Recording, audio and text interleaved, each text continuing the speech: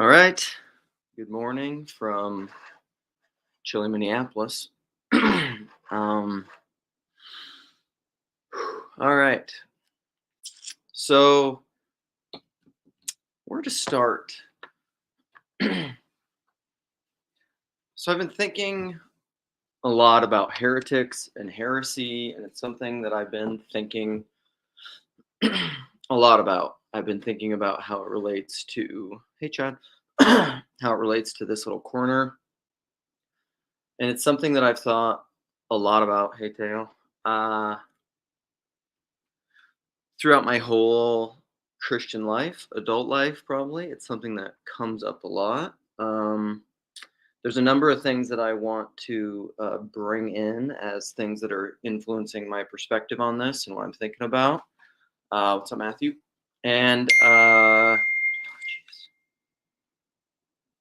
I was going to mute my phone. I feel like this happens every time I start this. All of a sudden,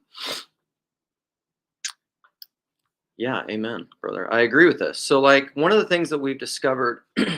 So my church experience, my negative church experiences, and how I've ended up in orthodoxy, and a lot of the conversations that I've had throughout my whole evolution of what I would say is the evolution of my understanding of my faith, right, has been tied to heresy and these distinctions of in and out and boundaries, and it's tied to Paul's video that he had, naming is framing, what's in a name, the name of the rose, Umberto Eco, a lot of different things.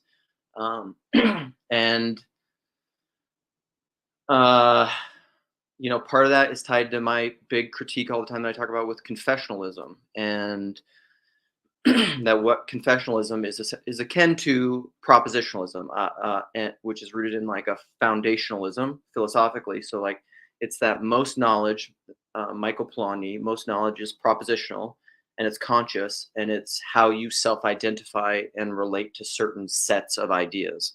But even that sets of ideas, what is a set of ideas? What are the core? People will talk about the essential beliefs, the sets of ideas that you have to believe, right? Well, that's a set. That's a set is a boundary. So it's boundedness, and it's in and out, this dynamic of in and out. And often I've thought about these things in terms of like a cell. If you think about biology and you look at a cell and a cell membrane, cells have what's called it's called a semi-permeable membrane, and you have like exotosis and wouldn't be exotosis, and then in endotosis. No, that wouldn't be it. That's endoplasm. I don't know. I'm forgetting the words, but things have to move in and out of the cell, right? Or like Peterson will talk about the hero's journey. Is you live in the walled garden, the protected, bounded, walled garden. But then the hero's journey sometimes is to go outside that walled garden. Or you'll be cast outside where there's weeping and gnashing of teeth or something. Outside is where it's unsafe. And think about this in terms of like, you could even think about this at your house. Like right now it's below zero and wind chill. The boundary of the walls of this house, safety, right? And then outside is not safe. It's cold. You'll die if you don't have the correct garments. Yeah, cell membranes. Gavin, absolutely. But there's always a balance with this, right? Things need to go in and out, or else things die. You could set siege to an old castle if they don't have a well inside, because people have to go out to get water. But even like that's what a siege is you close off the cell membrane in such a way so much that like you don't let things in and out, and eventually that will die. It's very, very hard to make a walled garden, a castle, or something that is completely self-sustaining from inside. You could say that, like, depending on the amount of time, it's almost borderline impossible. And so at some point, things need to come in and out. A lot of this is tied to Peugeot's ideas of the center and the periphery, right? Gleaning the edges. On the edge of a map, there are chaos monsters, there are heretics, there are scary things on the outside, and the inside, the periphery, the center is safety, is what order and chaos, known and unknown. But those things, I think, what you can call it the identity of identity and non-identity, you can call it the Tao. There is a reciprocity in a relationship between those two things. And very often, the thing that you thought was the center, those things can flip and they can be inverted, and the relationship is changes. And so, what and part of this is connected to like a body, both a corporeal body, a physical body. Like we think not in the materialist frame, but like my physical body is a boundary. But when you really, if you really think about it, and you really start to think about where the lines and the limitations of this body, it becomes fuzzier, and a lot of it is the George MacDonald thing, that quote from Lilith, right? Like, you don't really understand these things. You just think you understand these things because you're familiar with them. Like, I'm very familiar with my own body. But if you really start to, but a lot of that's narrative. A lot of that's a story that I'm telling myself. If you really start to analyze what is my body and think about it and break it down, you start to realize, like, I don't really know what my body is. I just have a narrative for what my body is. Yeah, a canonization of the French. So I'm working toward this. He probably wouldn't, but I'm more of a boundary chaos monster than Peugeot is, and I think part of the so this is kind of where I'm going. What's up? What's up, sourdough? Um, yeah, theological triage, first, second, third level doctrines, thicker walls. Yeah, and you maybe should have thicker walls. There's certain things. There are things that I am more confident in. There's essentially nothing that I'm certain of, because certainty to me is like the absolute closed wall. Like, absolute certainty is the absolute closed wall, which is dead, that's objectivism. That's where the world becomes a world of dead objects and nihilism. Like, if you think you're certain about things, you do not yet know as you ought to know.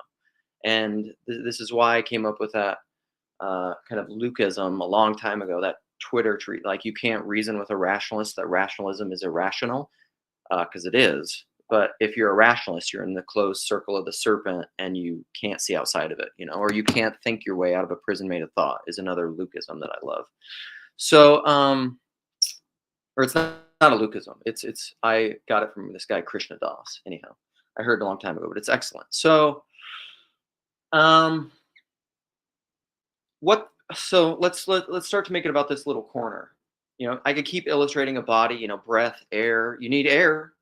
Like, if you don't have air, this body, if the breath isn't coming in from the outside, you die pretty quick. If food isn't coming in from the outside, you die pretty quick. And where are those boundaries and limitations? And it's very akin to like what we've learned from the mycorrhizome, the fungal network underneath everything, that everything's kind of interconnected in almost kind of an avatar kind of a way. The more we know, it's the Wood Wide Web is a great illustration of this. But every body is that way. So that's my body. Now let's think about other bodies. Let's think about spiritual bodies, pattern bodies, abstract bodies, these non-physical bodies. America, Uncle Sam, Santa Claus. Peugeot talks about a lot of these things. Are they real? Are they not real? This little corner of the internet. The internet, yeah, it has neural networks, and my mind, which again, like the internet, it's like the internet. There's a brain, but there's also my mind. So the internet has a bunch of wires connecting things, but it's also something else. These things that are caught up in the zeitgeist, the spiritual realm, like potential and being, mind body, like these two distinctions, like they are two dualisms of a larger unity. So let's think about this little corner of the internet. I would argue this little corner of the internet, and particularly the Paul Vanderklay segment of it, which I think Neil with an A, said in his conversation with Chad and Tyler the other day, that the way that he spoke about it was really good. He thinks the little corner of the internet is really the PBK corner of the internet, because that's the relational, that's the community side of it. Because Peugeot has symbolic world, Vervaeke has the Vervaeke Foundation, but those are more like, I don't know. It's interesting. Like, if Peugeot was trying to say he's trying to form community, he said explicitly, I think he's not trying to form community. So then it's just like, I don't know what it is. It's like a thought group. I don't know. I have strong convictions about relational ontology, which I'm like, you better be trying to form community. That's what makes something be. And I think this little corner is something. But like, okay, here's where I want to go with it. Um, I'm clarifying a couple things that I want to bring in before I open this up. This little corner of the internet started because PVK got into Jordan Peterson, and Jordan Peterson was starting a quickening. He was starting to revivify and quicken, I would say, the religious intellectual thinking in a way that that was not happening in traditional institutional bodies of the churches. We keep talking about this stuff all the time. Like, how come he can fill stadiums and churches are empty?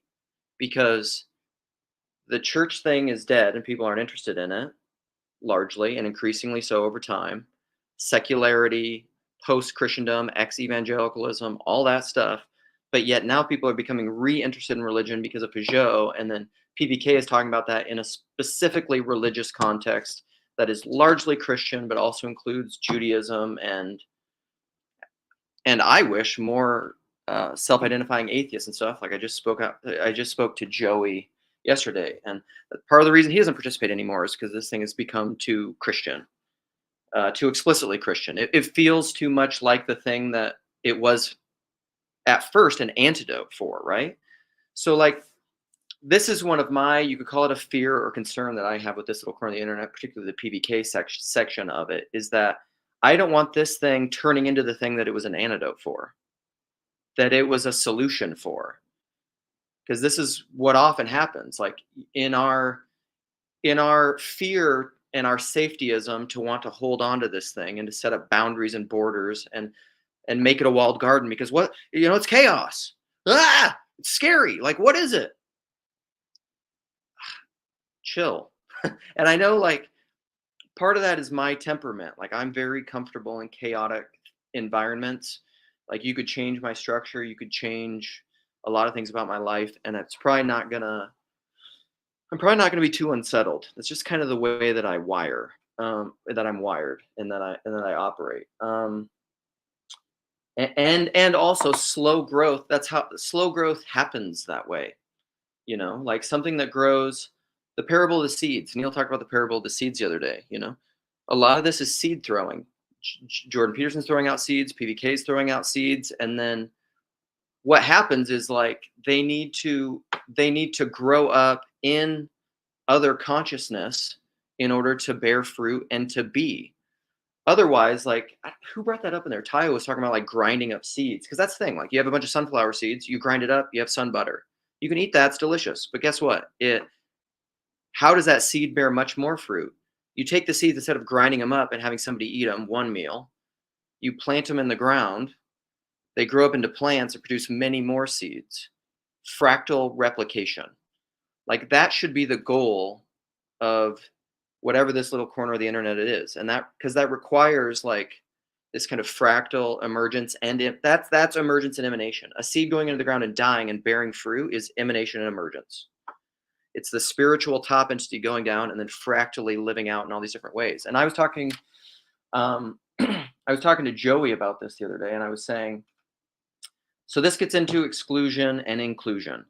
I am convinced, and there's a David Bentley Hart article in the thing that really helped me clarify my thinking on this. The article is kind of is a criticism of a certain strain of Calvinism talking about election, and he would say, like, election biblically is not election.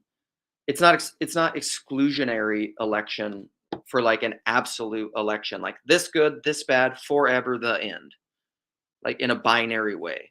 He says the biblical motif for election is always election for something, because that's always the question you have to ask. Elect for what? What's the purpose of election? What's the telos of election? It's not just like election apart from. It's election for further inclusion. So like, you can have a walled garden, but it's not. If you have an elect walled garden, that walled garden is dead, because if it's an eternal, unending duration of time election, then it has no relationship to what is outside, and it's a dead monad. It doesn't exist. It will cease to exist. It's objectivism, nihilism, death. Biblical election can't be like that, winners and losers. It can't be. And David Bentley Hart really walks us through. So it's always election for something. Walk through the Bible. Abel's elect, right? Why? Why is he elect? Because God doesn't like Cain? What's going on there? Abraham's elect. Why? Just because God likes Abraham and damn everyone else, screw everybody else? No. Abraham is elect for something. In order to, you have to elect something. You have to discern. You have to choose to be in the world, to exist. It's necessary. But it doesn't have to be an arbitrary binary. I tried to combine those two words in my head as I was speaking them, and it didn't work. It's not an arbitrary binary. Again, this has always been my problem with arbitrary election. God chooses, like how a lot of Calvinists will talk about Romans 9. Like, Esau have I loved, or Jacob have I loved, Esau have I hated. So like, I love Jacob, screw Esau. Is that the biblical story? Is that what's going on? Or is Jacob elect for something? Abraham is elect. David is elect. Why? For the blessing of the nations. It's always it's always election for future inclusion. Election is also boundedness. It's discernment. It's the same thing. But there's a difference between discernment and like an absolutizing judgment, right? Where it's just like, this thing is, and I think this is an area I need to improve, is discernment, making some boundaries. And I think this is helpful for me to make boundaries, because when you make boundaries in this way, they're not absolute. Because that's always my fear as an ENFP, as a 4, as somebody who's very open, like whatever, 95th, 4th, 6th% openness. I don't like closing off potential in the future. I'm not kind of like, this is why I'm against confessionalism. I'm not a safetyist. There are all different forms of safetyism, and safety and liberty, freedom, are inversely proportional. Like, if you increase safety, you're decreasing liberty. If you increase liberty, it's not as safe. What do you want? Where are the boundaries between that? And yes, you should make discernments. You should live in the world. You should make boundaries there, but you cannot cement them and absolute them in time, or else you get into this Orwellian thing. What you get into, your life becomes death. Your safety becomes danger. Like, that's the Tao. What you intend, the road to hell is paved with good intentions. And this is even my fear of that, even my fear of the people who are more like conservative, safety-ish people in TLC, who want to put in hard lines, hard boundaries in a way which is turning this whole thing, again, that is an antidote from back into the thing that it was a remedy for, right?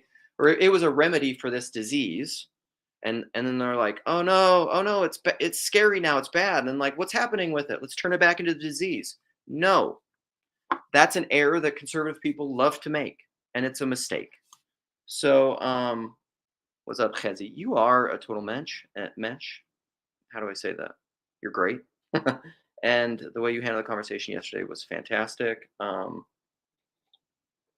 I look up to you, and the divine spark in you is strong. The force is strong in you, and you are a wonderful human being. So, slow growth. Cancer grows fast. Fools rush in. I'm learning this at my local estuary level. I kind of spoke about that the other day. I think everybody needs to just chillax and calm down and learn to love. Again, it's the husbandry thing. It's the gardening thing. I'm fine with emanation. I'm fine with ideas. I'm fine with discernment. I'm fine with putting boundaries, putting up lattices, adding some structure, getting containers, defining things. That's all fine. But if you go too hard that direction, you will be. This is like with COVID. Also, people.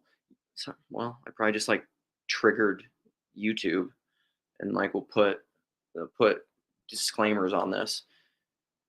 Sometimes your cure will be worse than the disease. This is my problem with interventionism. Is like if you get into intervention, if you want to start intervening in things and prescribing things and fixing things, maybe your fix will be worse than maybe the unintended side effects, the things that you don't see in your solution will be worse than the problem you're trying to fix. I think that's I think that's hard. You know, that's a scary thing. What are some of the other things that I put in my thing that I wanted to address? Uh, there's a great Greg Boyd, Frank Viola article on there on heresy because they essentially it's kind of the adverbial versus adjectival thing. A heretic is one who divides, one who causes, who seeks, that's a schismatic, somebody who breaks a body, whose goal is to break apart a body. And to some degree, these things aren't volitional. Like they went out from us because they were not of us. Why did they leave? Because they weren't part of the body. So that's why they left. That happens a lot in the TLC. A lot of times people leave. Uh, I would argue that a lot of people leave TLC because they're colonizers and they want to insist on their own way and direct and prescribe and control because of their safetyism and their fear what everybody else is doing. And when they find out they can't do that, because again, this is a remedy from the whole flippin' world that's doing that. TLC doesn't do that.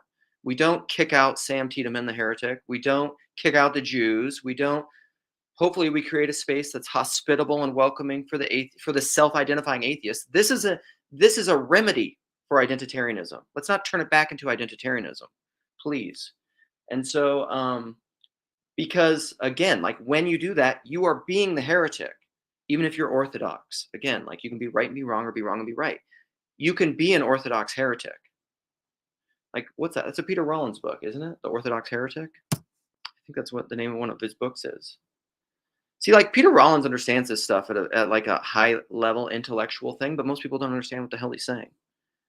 Okay, I there's people giving me some criticisms here, and so I want to go back and go through some of these comments, and then I'll open this up. What else was in my?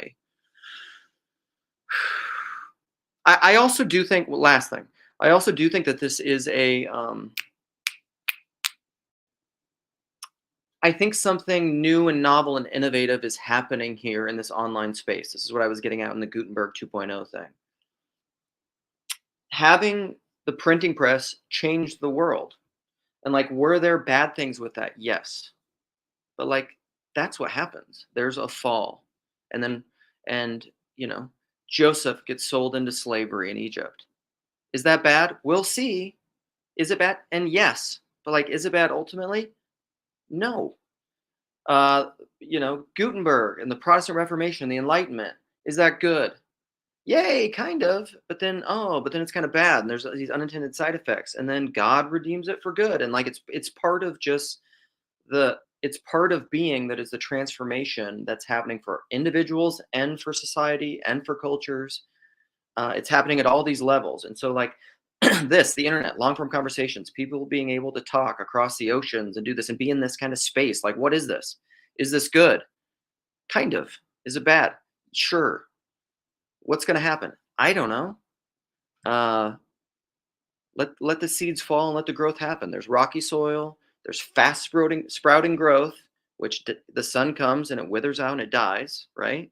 And then there's good soil, and the seed falls on good soil and it brings forth much fruit. Let's give enough time to discern that. Okay. Okay. What are we talking about? Going back. How far back do we want to say? Relational. He's right. Nate, I think you're talking about me, and that would be correct. Yes. Are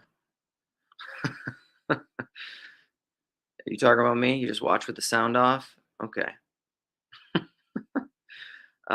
John's work on relational ontology is incredible.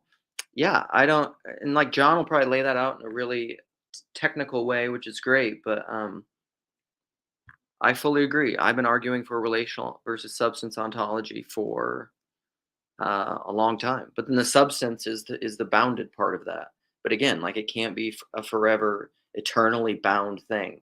because otherwise you're dealing with, there's always an implicit relationship between any sort of substance, you know.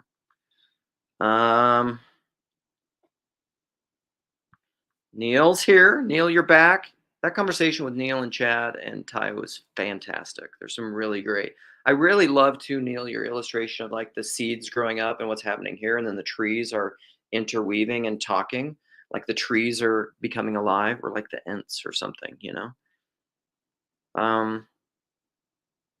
Let's see. Can relational ontology exist without Christ? No, I mean I think.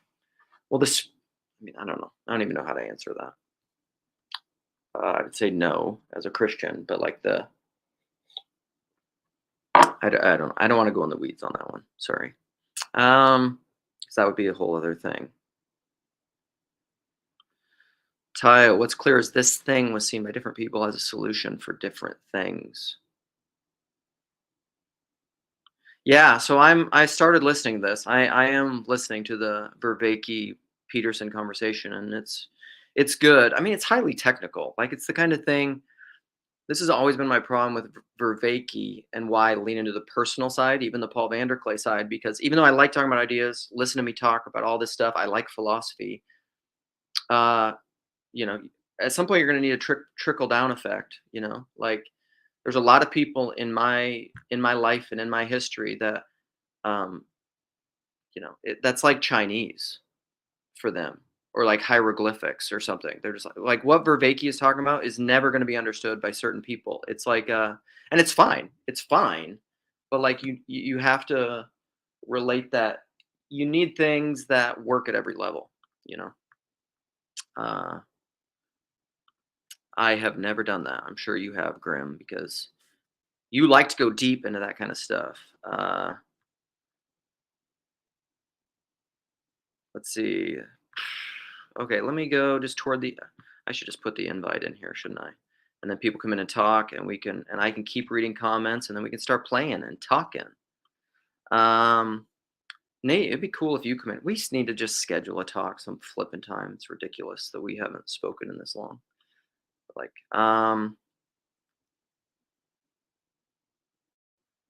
no, this is totally true, right?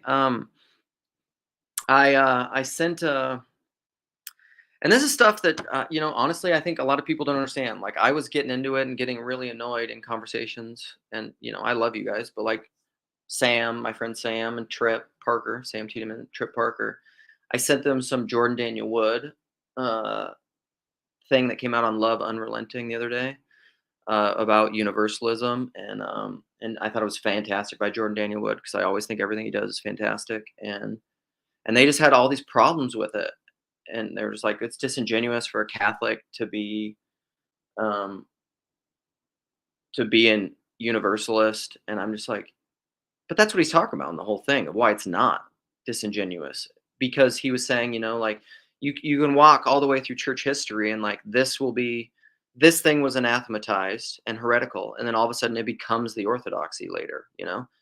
Maximus is that way. Like they cut off his hand so he can't write, cut out his tongue so he can't talk, and then he's dead, but now it's like now Maximus is a saint and he's Orthodox. So like that always happens. Like that's what I'm talking about. That's the boundaryness that I'm talking about. If you were to make those boundaries eternal realities, unquestionable, unchanging realities, that dynamic wouldn't happen.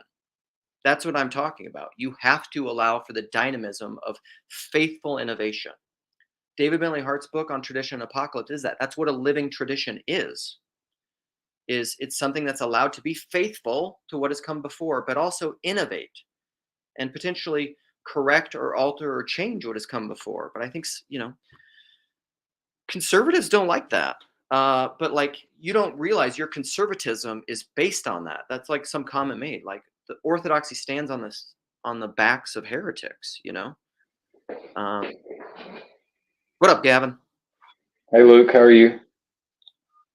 I'm doing pretty well. Yeah. What you drinking? Coffee. Nice. Yeah. Do you use cream? I do not, because it's an intermittent fasting thing. Yeah. So when I get Any cream, sugar? Black coffee? Any sugar? Anything? No, sugar would be worse than cream, man. Is it? Oh, dang it. Nate, get back here. 8:50. Yes. I willed you to come back. Anyhow, Hello.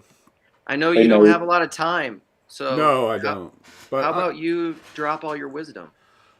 what would you like me to address? Like I can tell you, like the question that you got about um, whether relational ontology depends on Christ is like I can answer that. That's like a badly formed question because Do it. Christ as a person is a hypostasis, and persons are relational by their nature. So Christ is the relation behind the relations. Like the whole idea behind a relational ontology is that the relations are prior to the things related. There can't be like there's no like that's the Trinity of which he is one of the persons. So it's the question assumes that it assumes that Christ is a substance. I think, which is well, that's the whole point of relational ontology is that substance isn't primary.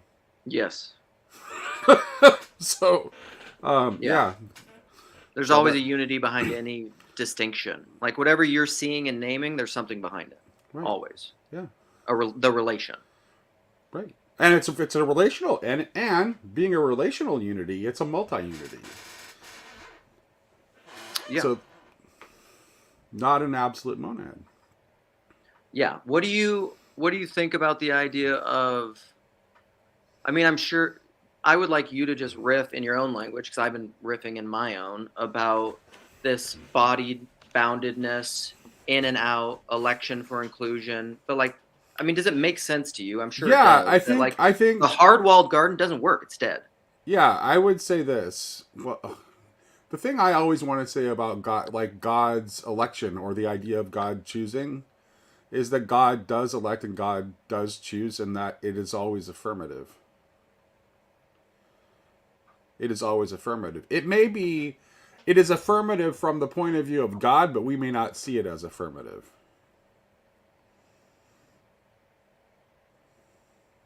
Okay. Can you give a specific? Yeah, sure. Let's see here. I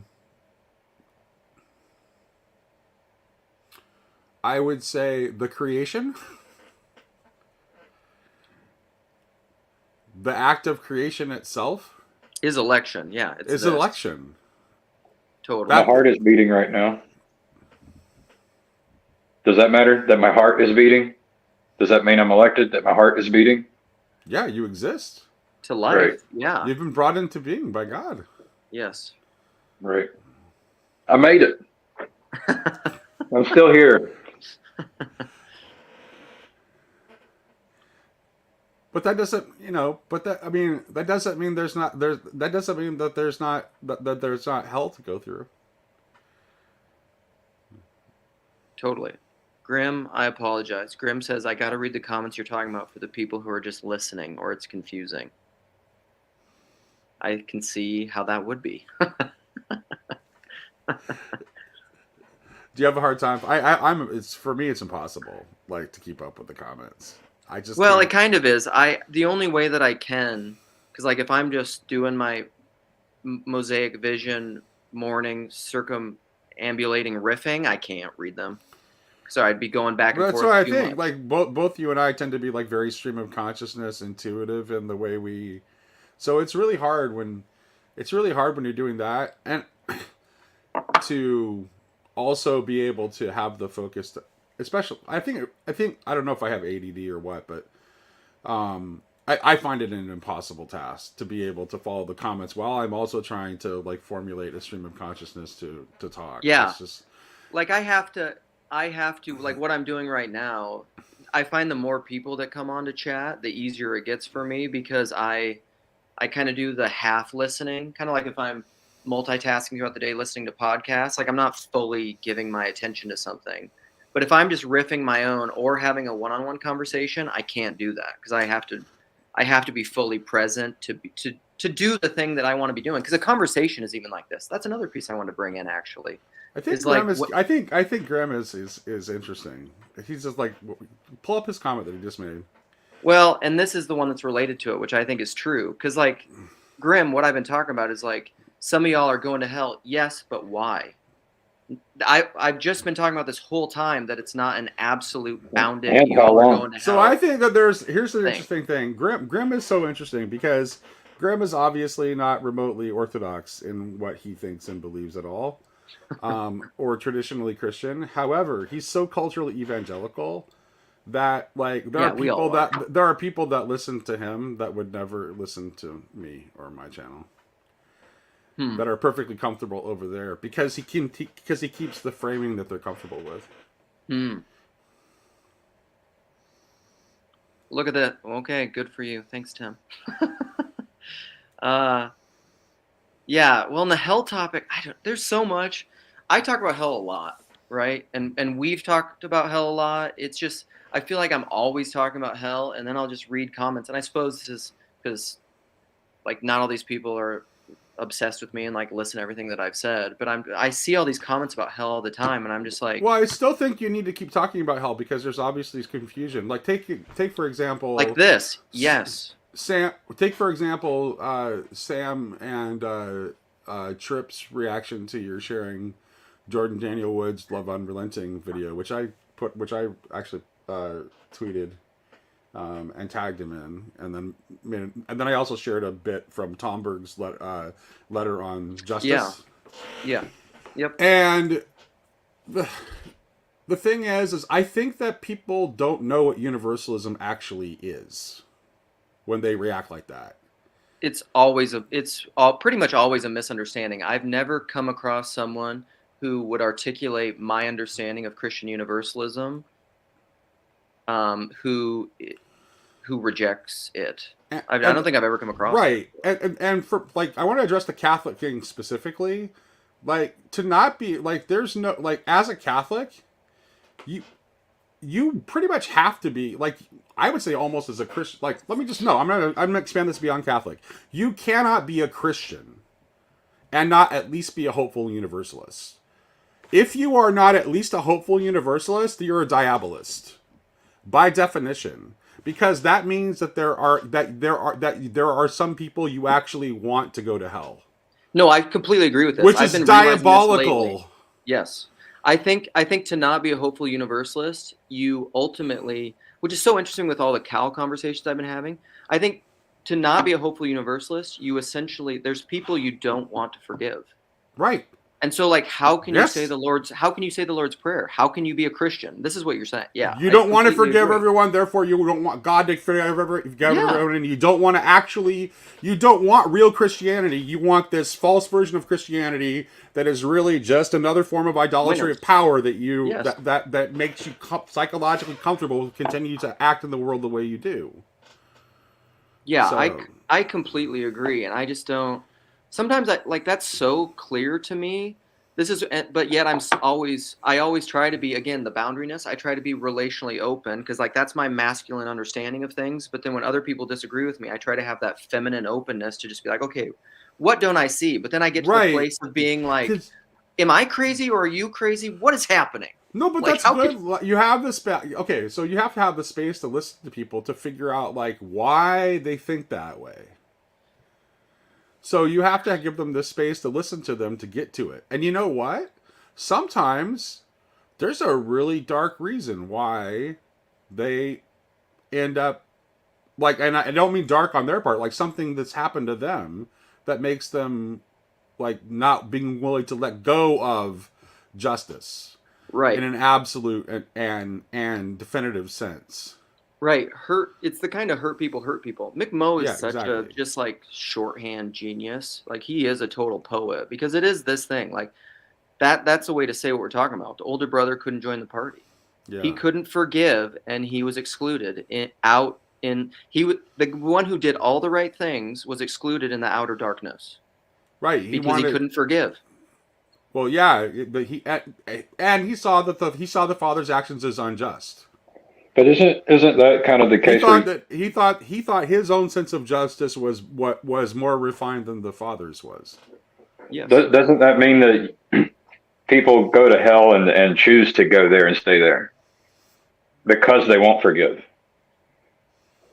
So like Yes. him not being with the Father, like so there is a hell Yeah. and people are there, but it's a lot of it is like they could get out of there if they were forgiving, Yes. but because they're not, they're there. It's like, and it's cause and effect. It's like causal. Because God's not going to force you into heaven. Like he's not going to force you to go. He's not going to force you to forgive people. Yes, I completely agree with everything you just said. It's just that ultimately, and this is why I'm this is why I call myself an explicit universalist versus just a hopeful universalist, is I don't think God's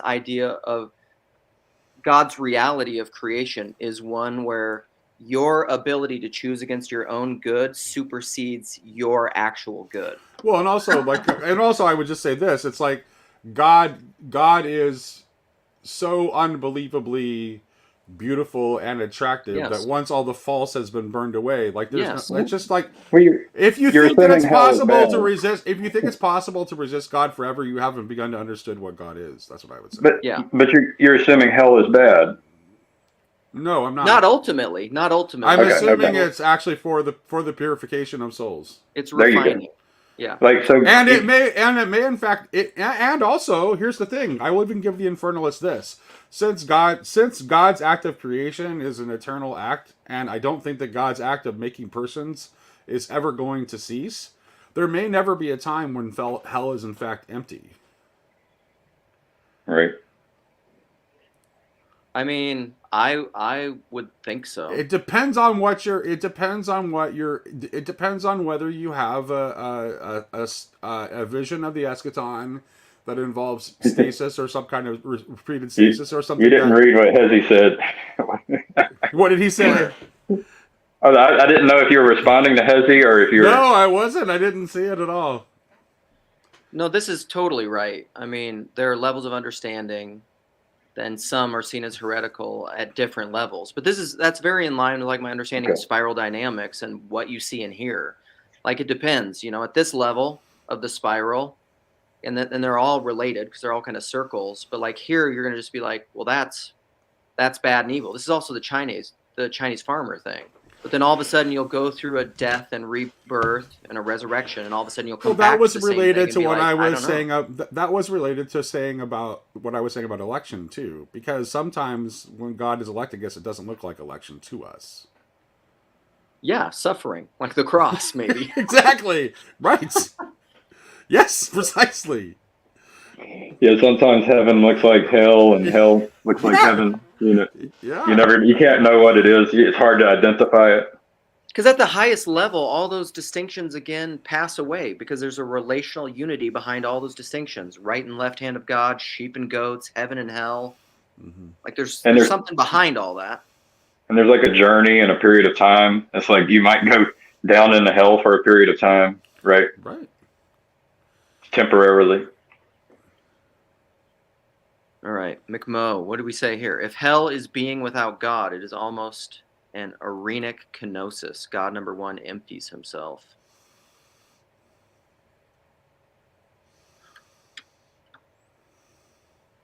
I mean, to me, that's like, well, I don't want to start talking about, like, there's all these things from the liturgy. I know, I'm not, there. That one, I would almost want to have him here to clarify what he means. Yeah. Because it's not clear what being, because of the way that sentence is constructed, it's not clear whether he uses a lowercase.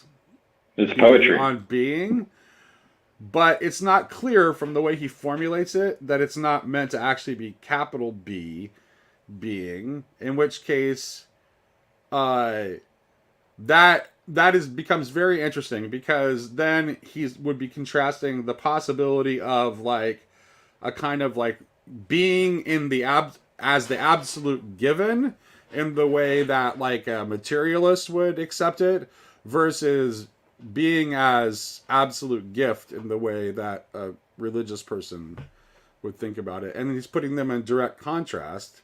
Yeah. I will not clarify, he says. But givenness, I love, so Ken Lowry, I brought this up on previous live streams. This this has been something that's going to stick with me. Like, I will remember it, because he said he thinks of determinism as just givenness. And I'm like, that's such a helpful way to think about what looks like the election determined reality of God. It's just like you are given. Yeah, but givenness is a sham. There's no. It's. What do you mean?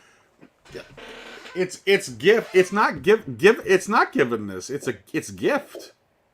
What's the difference? It's continual. One might even say it's continual election.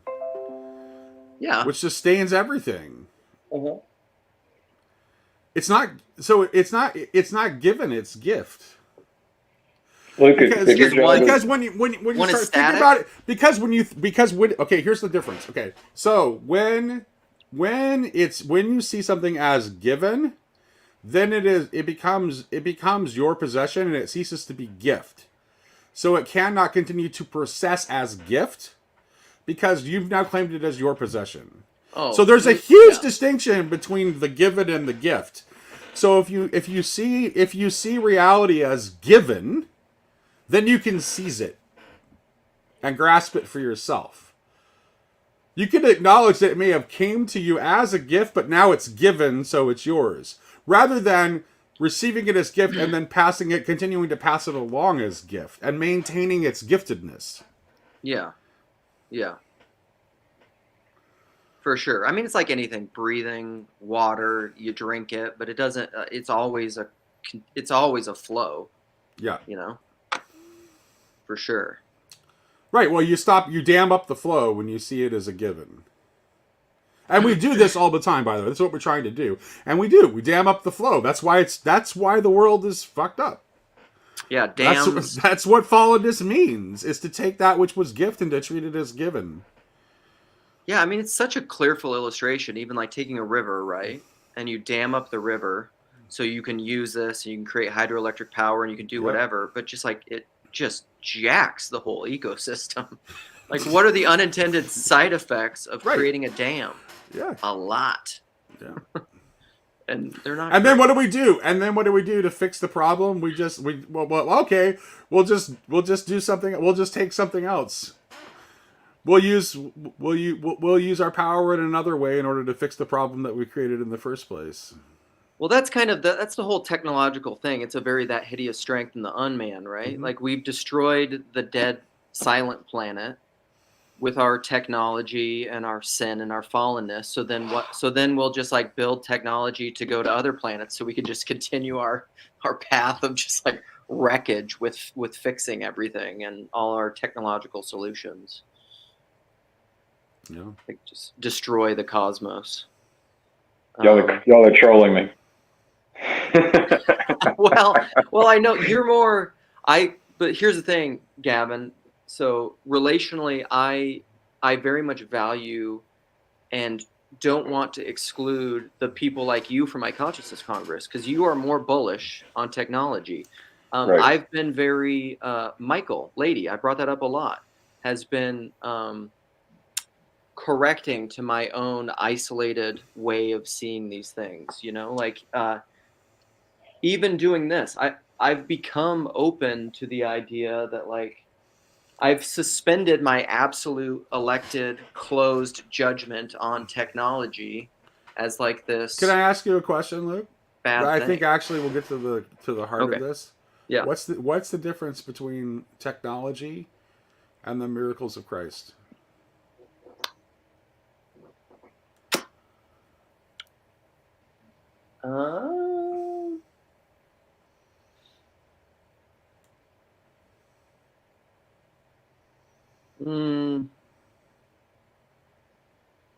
Because there's interesting, like sometimes it's interesting because sometimes he seems to almost use techne in his healings, right? There's like when he uses the mud and the spittle. Yeah. Yeah. Well, and so like Mick Mo is saying that start in a city or start in a garden, end in a city, but it's a gardened city, arguably. you mind if I answer my own question since I got to go soon? Yes. Yeah, it's the difference is that one is created from a mindset of scarcity, trying to solve a problem of scarcity, and the other is done from a mindset of plenitude, trying to open people up to share in the plenitude that already is, and that makes them completely different. And so here's the thing. Here's what I would say in Gavin's favor. I believe that it is possible for us to begin to use our human sub creative capacity to turn our technology so that it is operating from that way of viewing the world in that mindset instead of reinforcing the scarcity mindset and attempting to overcome it. And I have to hop off because I got to get to work. All right. Well, good to see you, Nate. Yep. Dude, thanks for jumping on. Always good to see you. Yeah, good to see you, man. Made it. Okay. Talk to you later. Yep. So also, we'll have to clip this also. Are you leaving too, or are you just waving? I was just waving to Nate. Okay. Yeah, no, it's Morning Talk put out a video or a live stream the other day about technology. I'll have to share this with him so he can reap. That's right. Put it in the clip stream. Yeah, I was thinking during that part of the conversation, you had mentioned it would be nice if there were atheists here, and I was thinking, what would an atheist? Why would they want to be in this conversation? Well, I think so. Talking about hell and universalism. No, granted. I don't know. That's why I wish. So I spoke with Joey the other day. You know, who I called him on the phone because he came up and I don't know. People always reference Joey, and I said as much to Joey too because Mark brought him up and Jacob brought him up, and they're just chatting of like, you know, it's kind of this romantic idea of like, well, everything was better when Joey was around, and Joey was a leader, and Joey made decisions, and that's all, you know, and whatever. That's all great. And I listen, and I like Joey, and I've had lots of conversations with Joey about people that were booted off BOM and people I wanted to bring back on and all this. Joey is,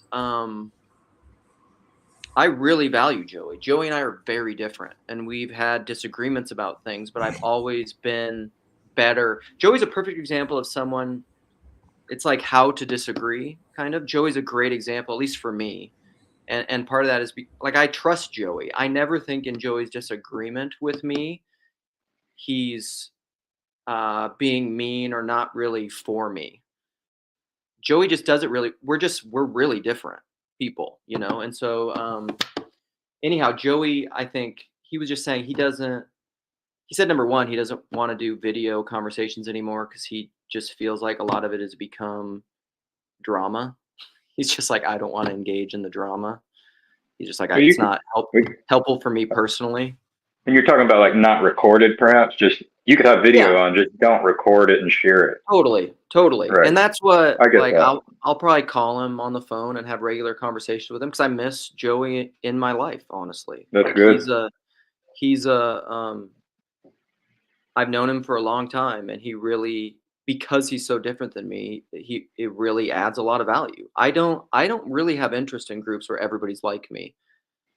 Like it's just like I have enough problems with my own self-love. Like I get sick of myself. I'm actually, the people in the corner that are most like me are the people I don't want to be around. Those are the ones that I want to be around the least. They because I see myself in them, and I see nasty parts of myself in them, and I don't like them. And it's really that I don't like me. It's a mirror. Yeah, for sure. There's a lot of it. So. All right, Tim, Neil, what's up? Bad apple. Get in here and sour us all with your rottenness. I don't know how much I have to offer, but I'll say that I mean, we're in one of these modes where we're talking about the TLC explicitly, which is always kind of, it's like the worst when we try to make everything that's just so obvious, like when you just think of it implicitly. Like obviously we're talking about God, like that's the whole point. We're talking about it from a lot of different perspectives, and that's the whole like beauty, is that we're like you can talk about God without saying God, because you're talking about meaning or purpose, or and as a Christian, highest good, whatever. Like the final end of all things is Christ, and we're like, the purpose of being a human is to travel towards that. But if you're an atheist, you're not going to say it explicitly that way. You're going to say it some other way. And the more we talk about it and try to explicitly name what the telos of this conversation is, the more it becomes cutting off heretics. No, totally. That's why I've always been a mystical telos person. I agree there's a telos, but if you want to start naming it and putting a narrative on it and thinking that you have an encapsulated understanding of that telos, the thing that this again was a remedy for will turn into you're just going to go back to that whole thing. So I'm like, why do you want to turn this into the shit that we're all escaping from? Yes, and I mean, it's so the older brother in the prodigal son, which I left I chatted a few streams ago that the older brother is just low time preference rebellion against God. It's you want the inheritance that's good at the end, not the one that's good right now. And when it's all about cutting off the younger brother from the part that you think you deserve, and that's unforgiveness and all of that. But I'm not very good at talking about things. No, I think that's I'm totally tracking with you. I think that's I think that's the dynamic that's going on there. That's why all those parables of Jesus are so powerful, is because they're eternally fecund. How do you say, instead of fecundity, how do you say fecund? Is that how you say that? Why do I feel like a moron? But I like to think of that parable as you look at it.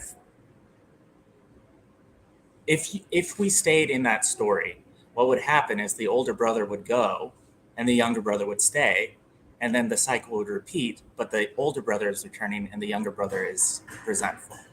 Yeah. So, there is a golden mean. There's a royal path that you follow, but you can't, it can't be an algorithm or a heuristic even. It's just faith, and being in faith it's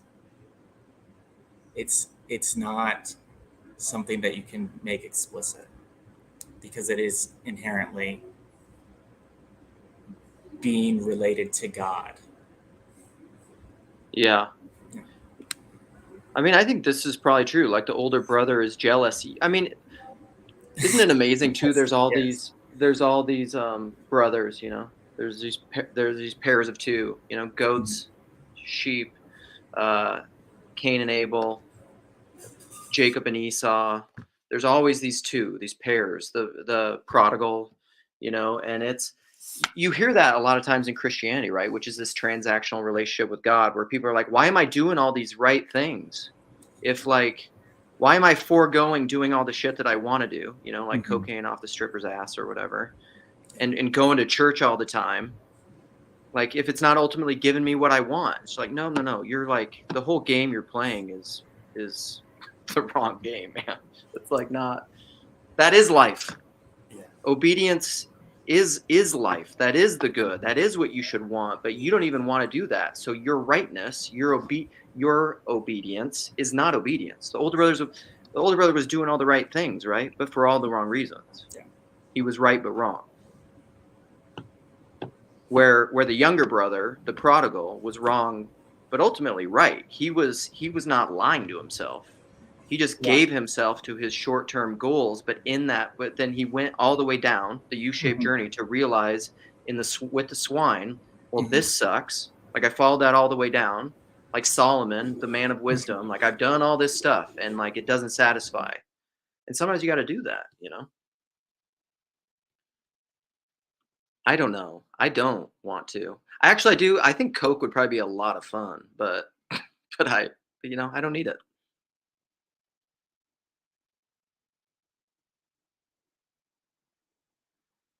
Tim, you got stuff to say? Come in here and just tell us, give us the, Sherry, come on. Hey, how's it going? Hey, Bubby. I don't have much to say on like what you guys were talking about. But I was struck with like a thought that I've been having for a while.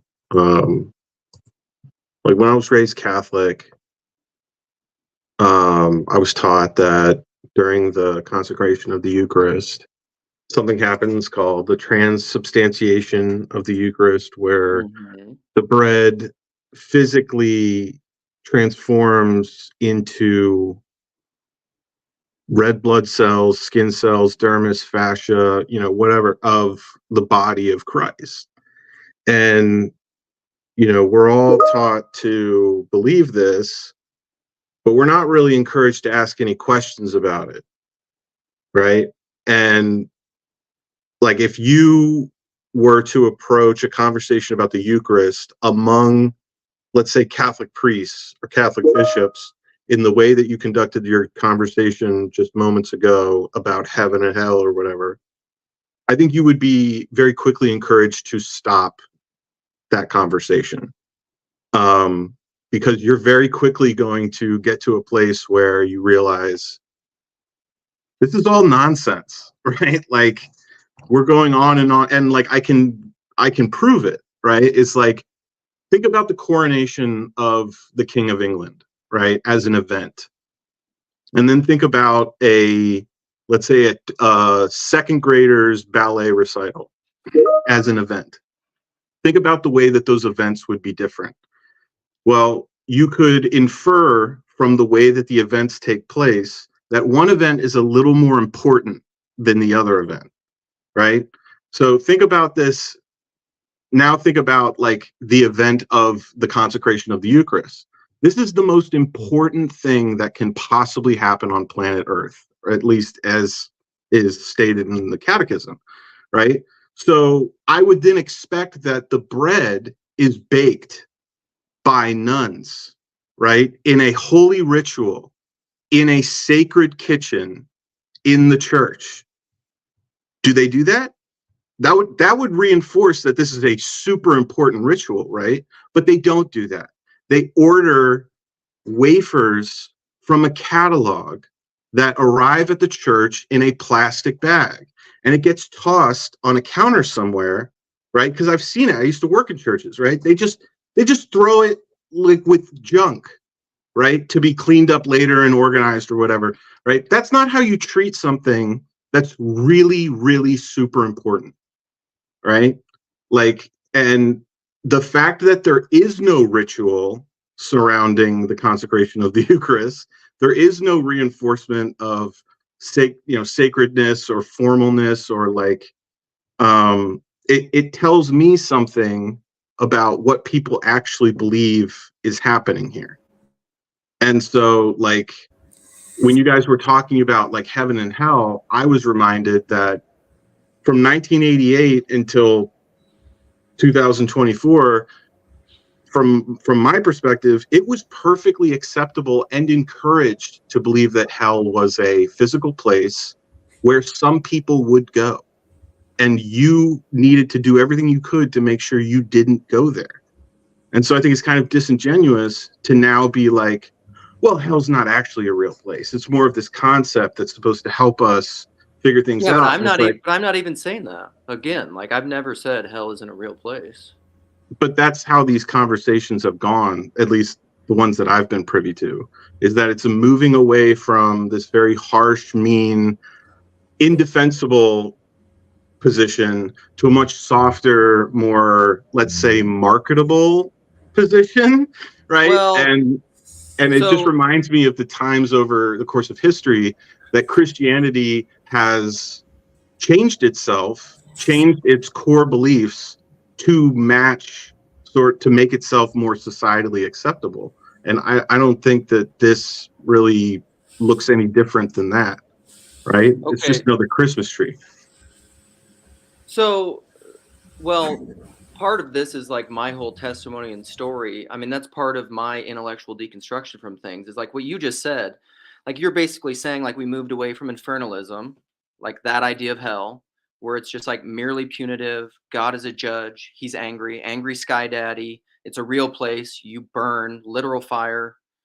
Like that whole idea. Part of my whole deconstruction was realizing like that isn't the teaching of the universal church since the beginning. It's just not. It's a very narrow teaching that evolved in the Latin West and has like its worst version in like Calvinist Jonathan Edwards kind of theology. Like the East and the West have always been very different. That's a main difference between the Eastern Church and the Western Church, is that the Western Church is very judicial and legal, punitive, like punishing crimes, breaking of laws, and you make punishments, versus the East, the church is a hospital for sick people where they can be healed. Like that's just, it's always been that way. I just never knew that because I grew up in the West. So like what is hell is, this is part of the whole point of like saying somebody like me is a heretic. Yeah, from your super narrow, exclusivist, insular tradition. But like, how about all the other traditions? Yeah, I've never come across a tradition that doesn't really sort of believe that implicitly. Like deep down, yeah. But like, even if you go to like Judaism or Islam or whatever, like they all hinge on you're special and all these other people that cause you issues are going to be punished forever, right? That's what I'm holding on to. That's what's keeping me on the straight and narrow, is an arrogance in that God is going to take care of me like better. I'll just chime in. I don't think Judaism is like that. Based on, I studied it for a little bit for the last 2 or 3 years, and it didn't come across that way in my studies. Just to chime in there. The more I've learned about it, I haven't seen that either. But like I know it. There are countless stories of the Bible where the Hebrews are told to do something very specifically, and they'll be taken care of, and their enemies will be destroyed. And it happens over and over again.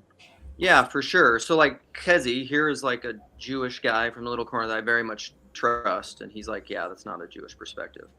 I mean.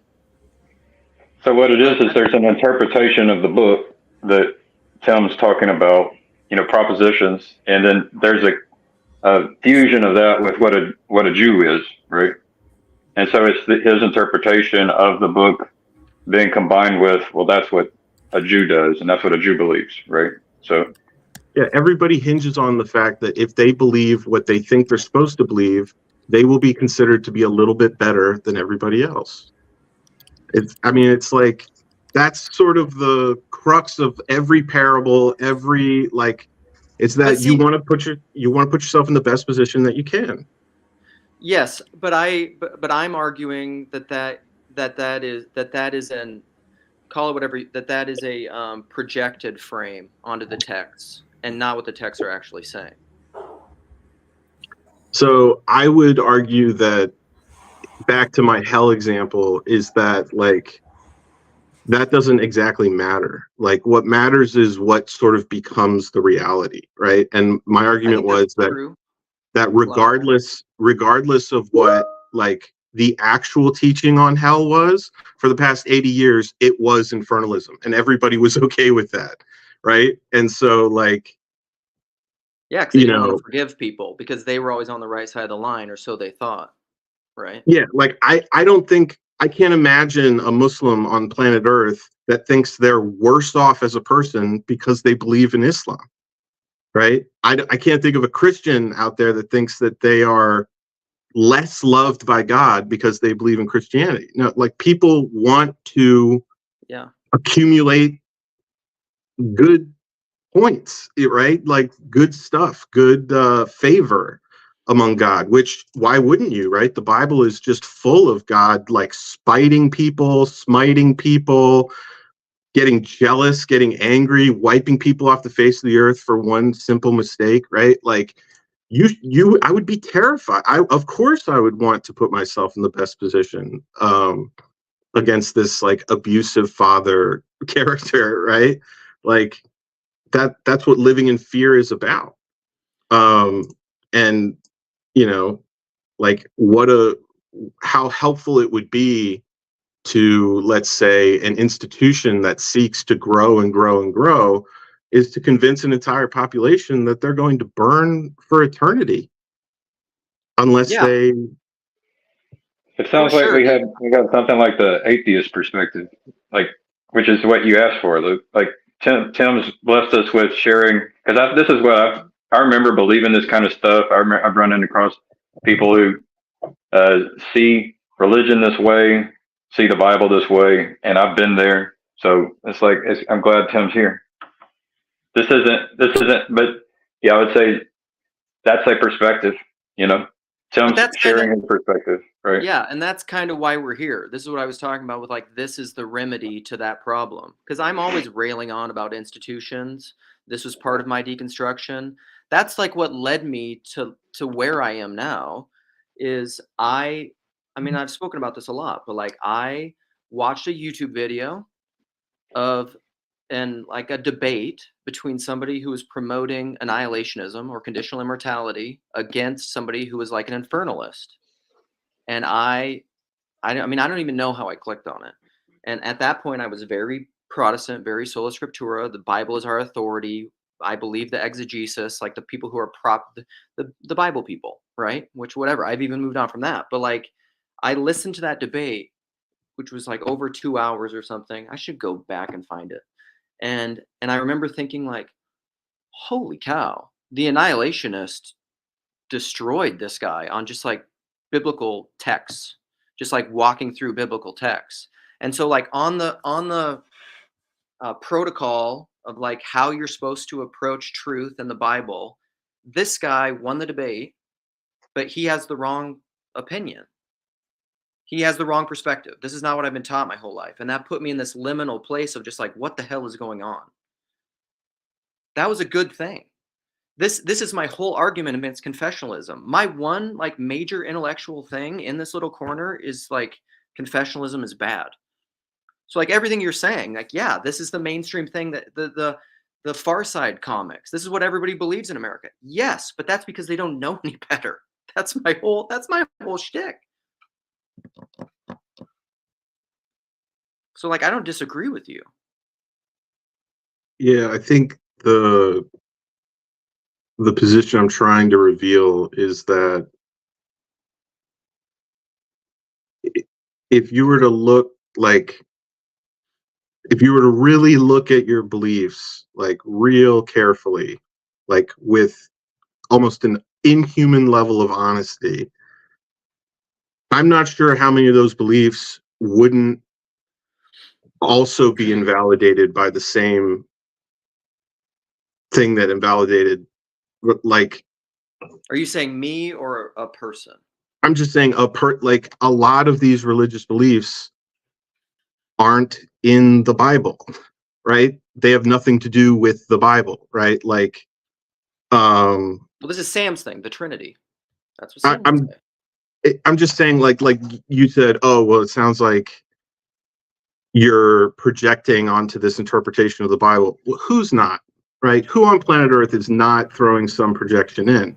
And so, Agreed. Like, if you're listening to William Lane Craig or whatever, and you like, or Peter Kreeft, and you like what they say, I'm more of a Ravi Zacharias guy, but you know.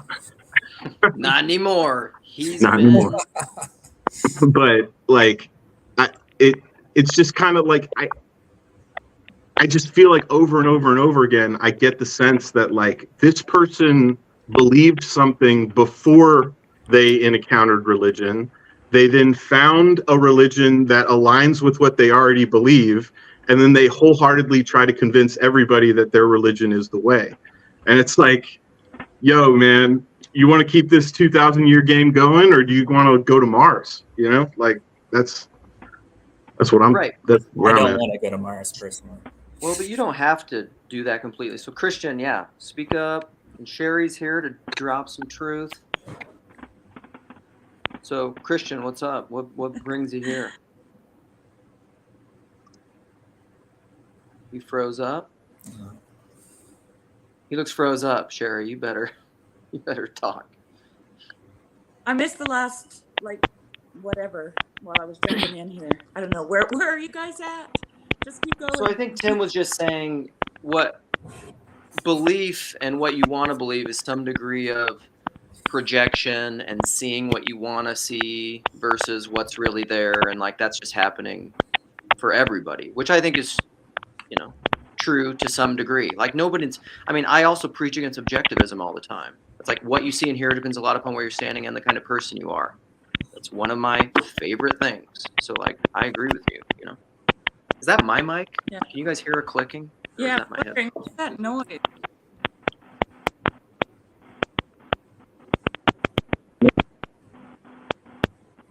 Somebody's clicking. There it went That was away. Neil. I can hear you. Well, it must have been who Neil. was clicking. Somebody was clicking. Neil.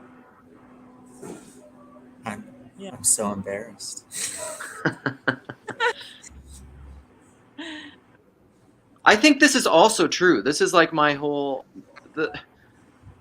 Somebody said earlier that Tim, you must not like the line of like, tell me the God you don't believe in or the hell you don't believe in. I probably don't believe in it either.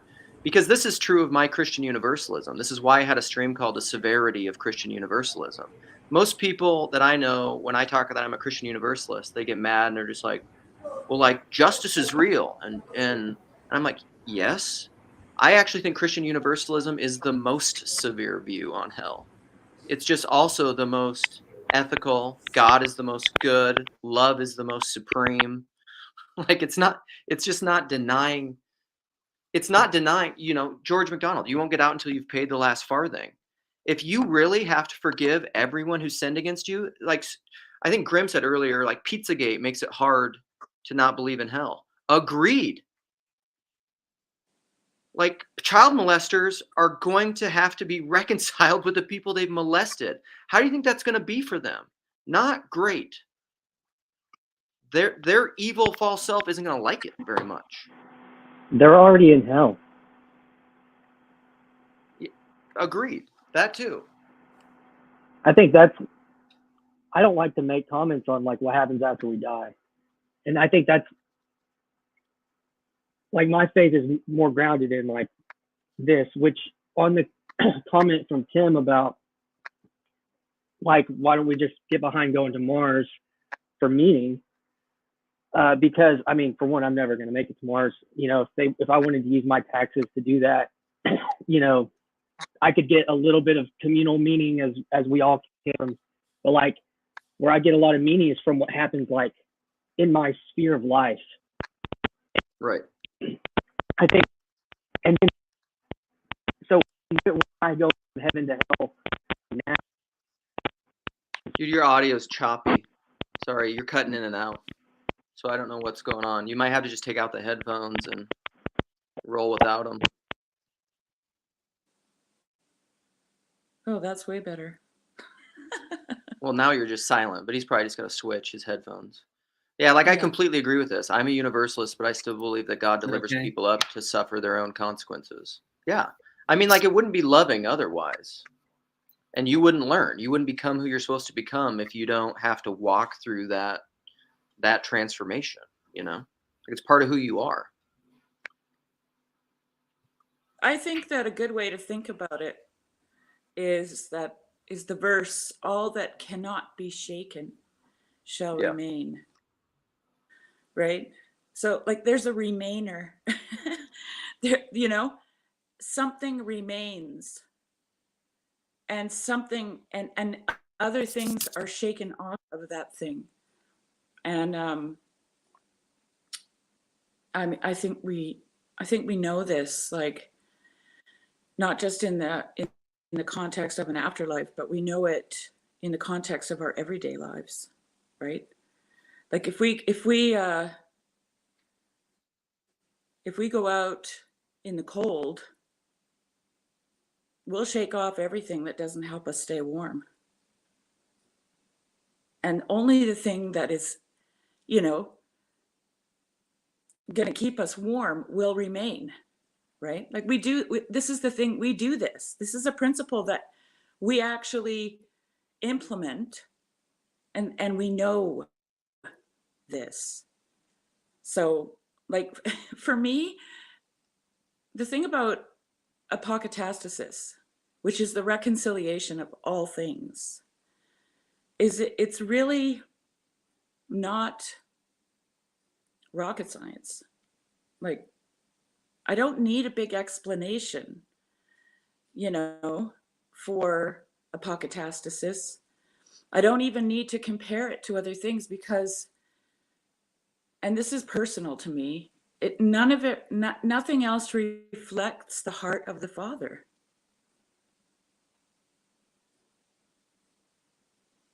Right. Jason and Christian, if you got your audio figured out, I want to hear what you have to say. But Jason, my friend Jason, said this the other day. He's just like, of your children, like, which of your children would you excommunicate? In the sense of just like, you're unredeemable, like you're out, you're gone. And yes, are there times maybe where you elect to exclude them? But that's always, it's always for their eventual redemption. Yeah. Like what loving parent is going to just like, you're completely dead to me, which is why Cal likes to bring up that the father of that Sandy Hook shooter kid or whatever, where he said he's gotten to the point where he thinks he really wishes like his son had never been born. Right. Like to me, that's the opposite of God. The prodigal son story is it's so interesting how it's been taken and in my opinion twisted as a story of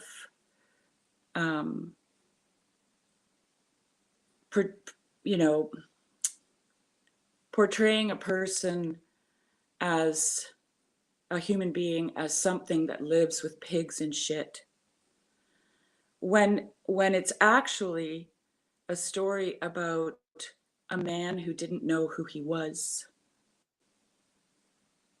Right? Yeah. That's he was the son of the Father. And the Father always knew that. That's why he stood waiting for him to realize it, right? And that's why he never considered anything less than a robe and a party.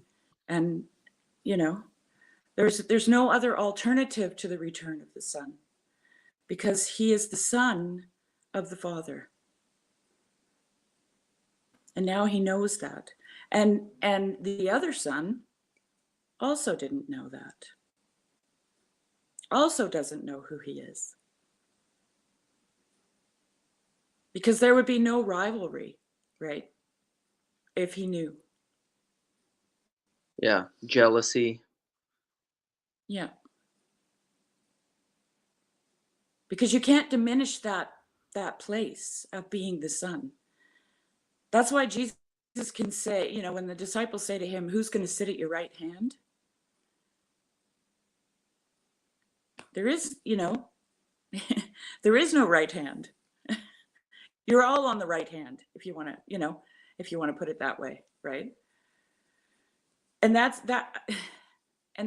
question is always like when Tim was talking about everyone thinking that they're pleasing to God above others, is asking that same question. Who's going to sit at your right hand? Yeah. Will it be me? Will it be me? Will it be me? God doesn't show favoritism.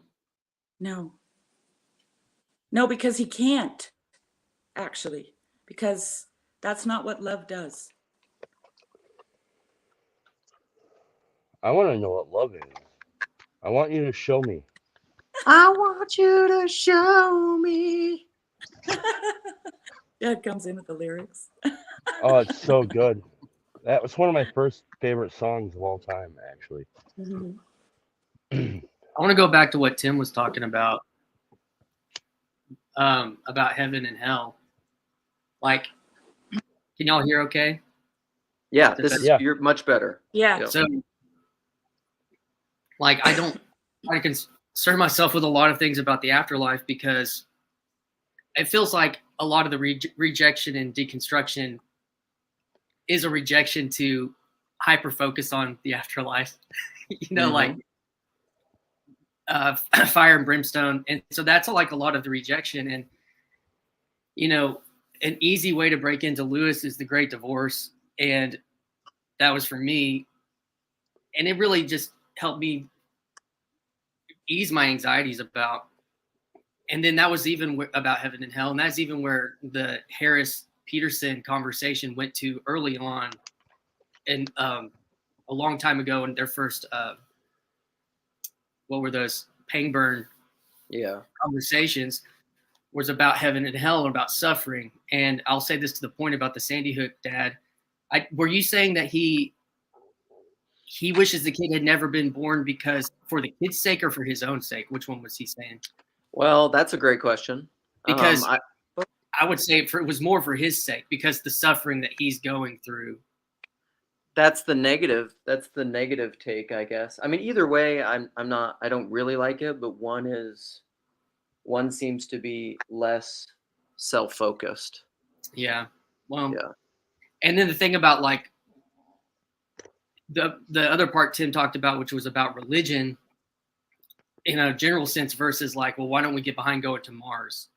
And I still think that even though you can find some meaning in that as being a part of this grand human narrative, like I'm never going to be going to Mars, but I mean, it's still a very lofty goal, for whoever, Musk or whoever. I think it's great for our civilization, but it's really hard to find meaning in things that are that at that scale. Like I find so much more meaning in the groups of people I'm with, or in some engagement here, and in my family and so on. So like, I feel like that's, and within that, that's where religious practices, whether you're atheist or Christian or not, are going to be more meaningful. How you structure those relationships that are in your life is really where you're going to get a lot more meaning than, I think, than getting behind big,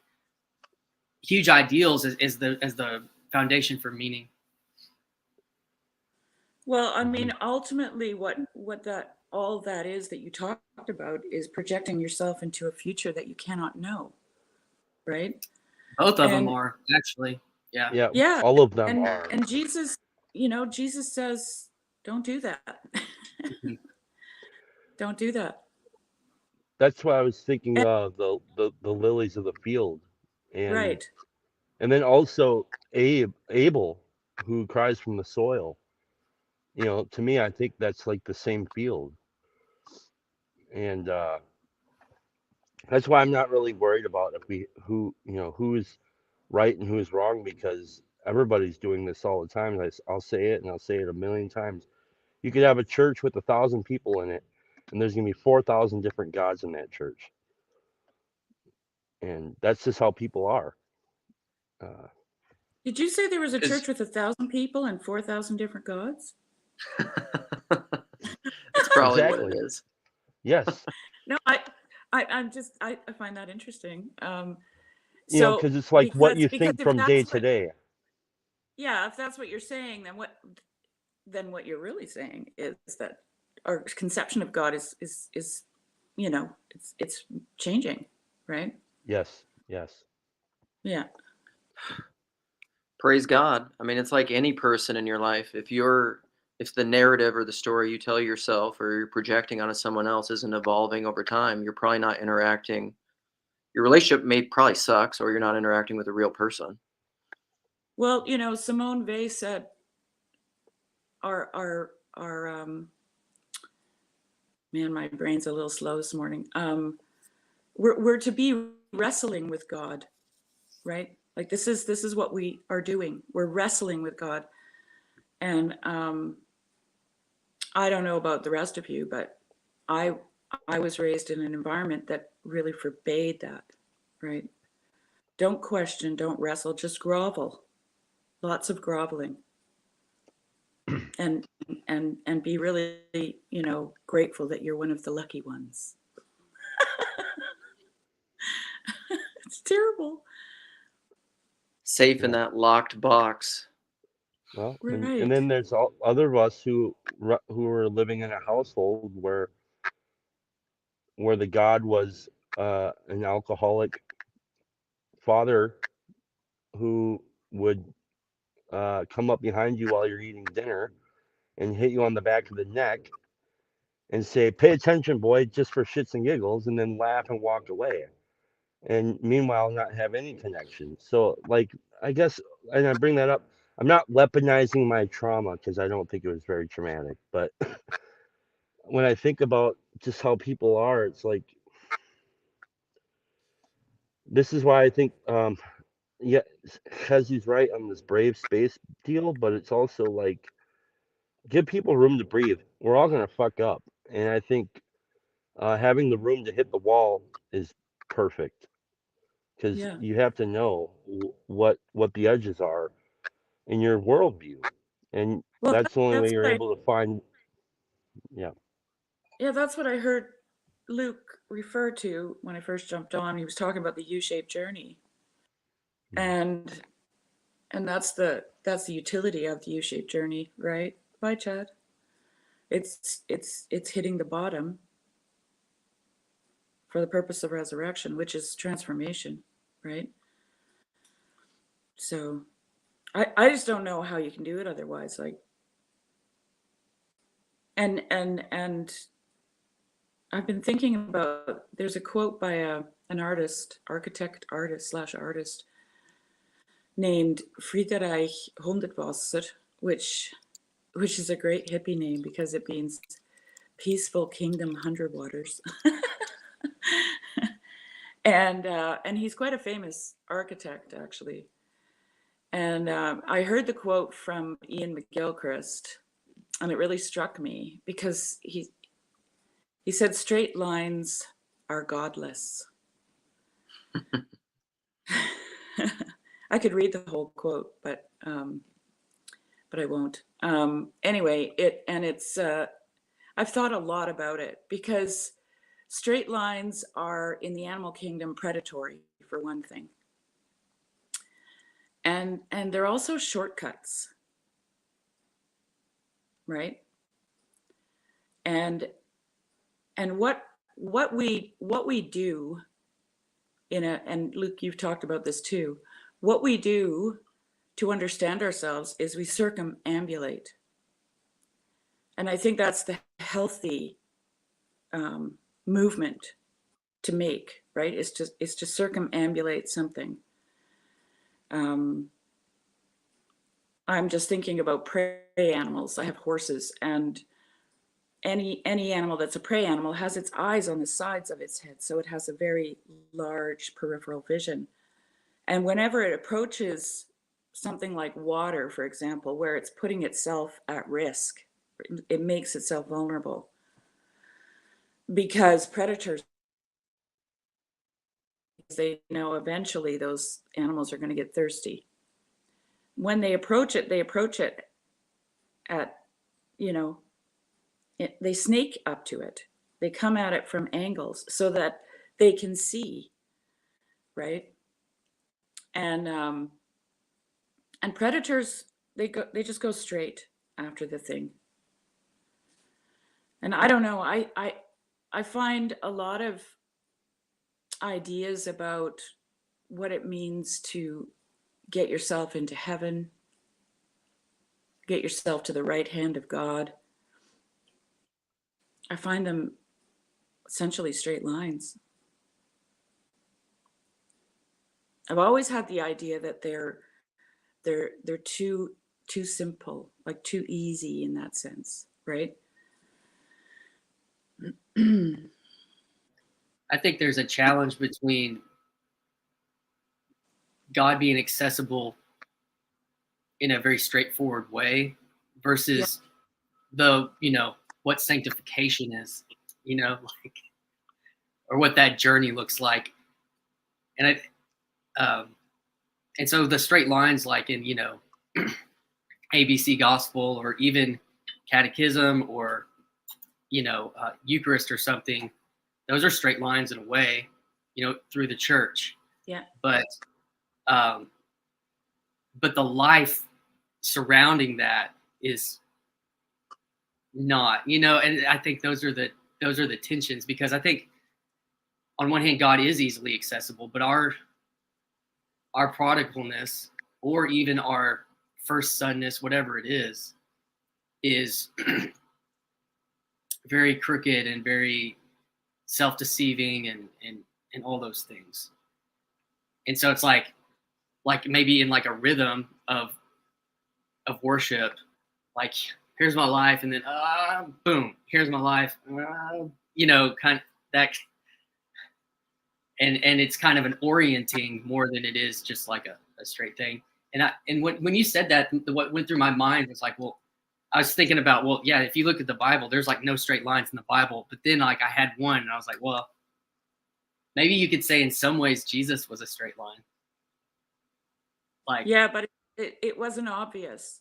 Like it's No. obvious in retrospect, right? Yeah. But at the time, it was Yes. definitely not obvious. People are like, no, you got to do it like this. No, you got to do it like that. No, who's going to sit at your right hand, and who's your most beloved, and all that stuff. Those relationships were the same as we still have. And it was totally confusing to the followers of Christ. It was totally confusing. It was not a straight line. No, I was talking about Jesus himself. For him, it was a straight line. Yeah, he was completely oriented to God, right? Yes. To the good. I don't even know, like this, well, I'm probably going to need to get going, so I'll let Sherry take over, but I don't even know about that. Like this is where I, like somebody said that the other day. I don't think we can know, because that's like his own internal experience, I suppose. But if he even had that kind of self-awareness thing that we had, I'm not totally sure. But Jesus learned obedience by what he suffered. So like, what does it mean to learn obedience, where like, as George Don says, will and obedience become one under love? Well, Jesus learned that at least in a testing way, in the same way that we do, so like, I don't know. Or somebody was saying like, somebody just brought this up in a conversation, like even Jesus on the cross, I think he had the kind of faith that Abraham had, where it was just like sacrificing Isaac. Like, I don't know what's going to happen over this, but I trust God. I think Jesus actually had that. Does it say that he learned? I think so. I'll look up the exact verse, but yeah. Because I know it talks about him being made perfect through his sufferings. Complete. Right? But I think so those are Hebrews 5:8.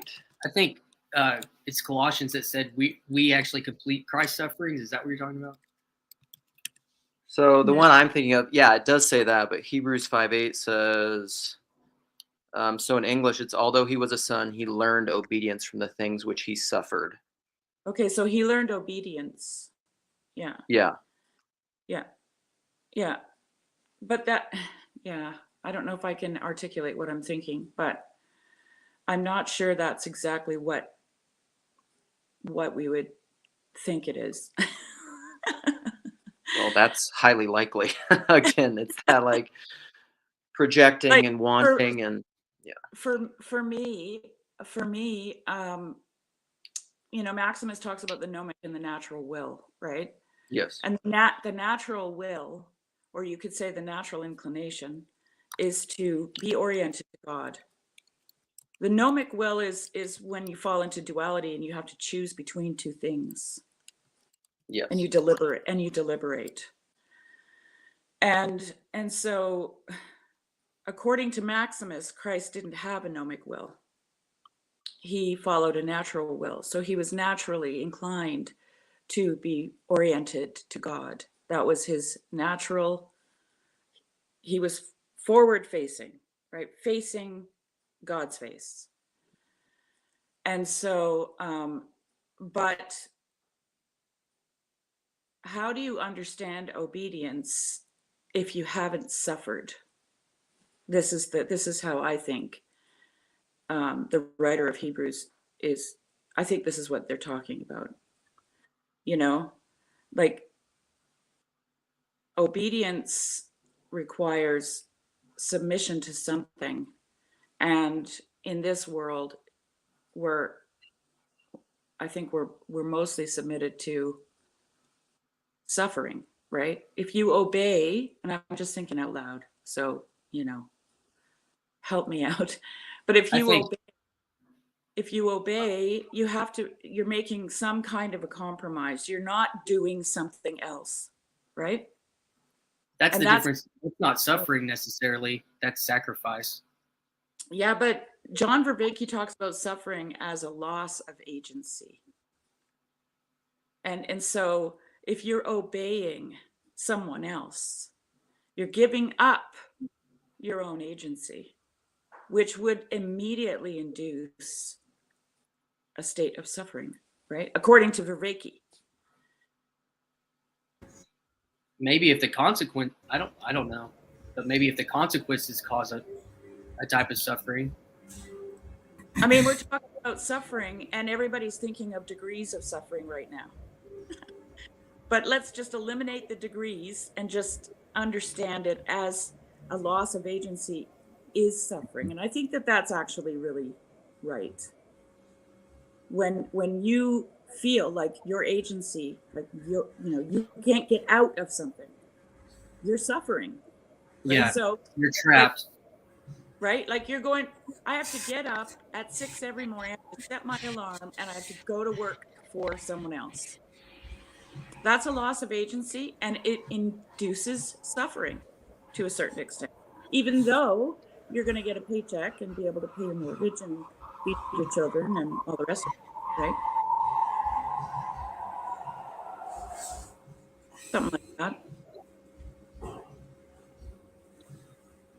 I can't, just so everybody knows in the chat, I can't show any comments because I'm not on my desktop, so I'm just.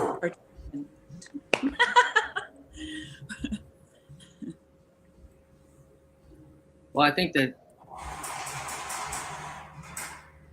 the parts about, I think that's true. What you're talking about the agency. Yeah, I understand what you're saying now. I guess what it was causing me to think about was the fear of God is the beginning of all wisdom, where had you feared the Father in a trusting way, like feared the consequences of what it means to be human, that you can avoid suffering. No. It's that difference between learning from other people's mistakes or learning from your own, how you gain wisdom that way. That's kind of what that was. Well, I mean, that's basically how a child develops. That's child development 101.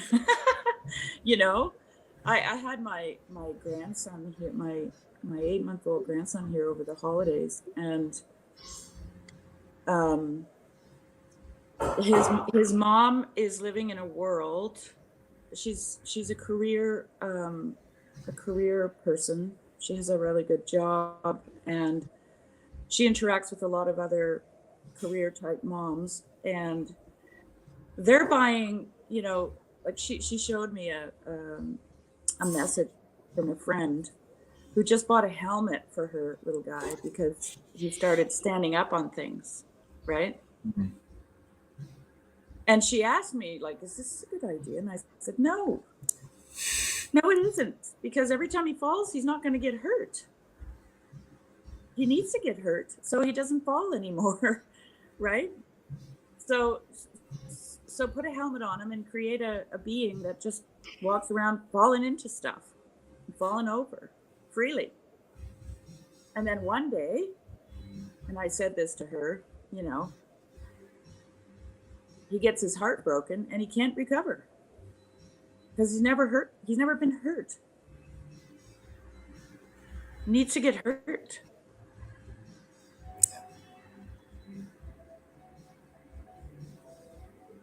gonna have to roll. Thanks for our first stream, everyone. Yeah, nice to meet you. Well, I guess it's just down to us. I guess so. I think there's a link in the chat, and oh, you know what? Maybe I should. Do you want to stay on longer? I don't really have any more to say. Okay. I didn't really have much to say at all today, I guess, but you know, I have a lot of myself. I allow myself one time per week to get on. Oh yeah. So this was my time, and now you won't see me again. For the rest of the week? For the rest of the week, yeah. Mhm. I am concerned with the whole being a profile. Being a profile? What? Yeah, the persona? profilicity thing. What do you mean, like a persona? Yes. Yeah. Okay. Yeah. So. Well, you can't be a persona if you don't project a persona. You just have to be like me and just say whatever you think. Yes. But I know that I'm the type of person that if this becomes something I do a lot, I'll play the game. I'm a game player. You know, I thought that too when I started out. I thought, like when Nate invited me to be part of Grail Country, my first reaction was, oh no, I can't project myself out there because of all the things you're talking about. Mm-hmm. But then this other part of me wanted to learn. And I knew that if I didn't participate in the conversations or read the books or fall down and hit my head, right, make mistakes, that I wasn't going to learn. So I said yes. And I did go through, in the beginning, I went through a time of trying to figure out who I am on a platform like this. Yeah. I thought, oh, I don't even know. I can't be anything else but who I am. Why am I trying to, I would be a terrible actor. Mm-hmm. Yeah. I've discovered that I am a very terrible actor. That was not a fun experience. I'm not good at it. I tried. I tried, in a couple of high school plays or whatever. Mm-hmm. Atrocious. Yes. Because I just end up being myself. So, and it was very freeing to come to that place and just be myself. And then I get to reap the benefits of having great conversations with great people and reading great books and talking to someone like Nate, who's just like a storehouse of information. So, yeah. Fear not. All right. I'll work on it. I just like, I'm not wise, so why should anyone listen to what I say? But I guess you don't get to be wise unless you practice. I'm not either, and I know that I kind of, there's this thing.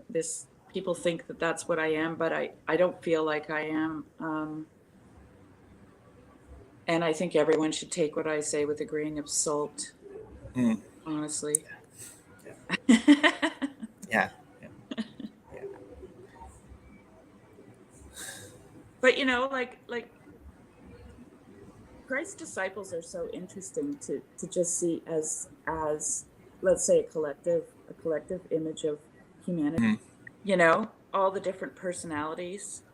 And one of them that I thought about more than others was Judas. Because what was interesting to me about Judas was that everybody knew that he was stealing from the treasury. He was stealing money. There's a verse, I can't remember where, in one of the Gospels. And yet Jesus gave him that job. Yeah. He said, here, you hold the purse. And he was stealing from it. Yeah. Right? So, what I gleaned from that, from understanding it like that, was that Jesus is always kind of putting our weaknesses, our shortcomings right in our face and saying, here, how are you going to deal with that? But you have to deal with it. You can't avoid it, right? So anyway, that's my advice. Thank you. I appreciate it. Yeah.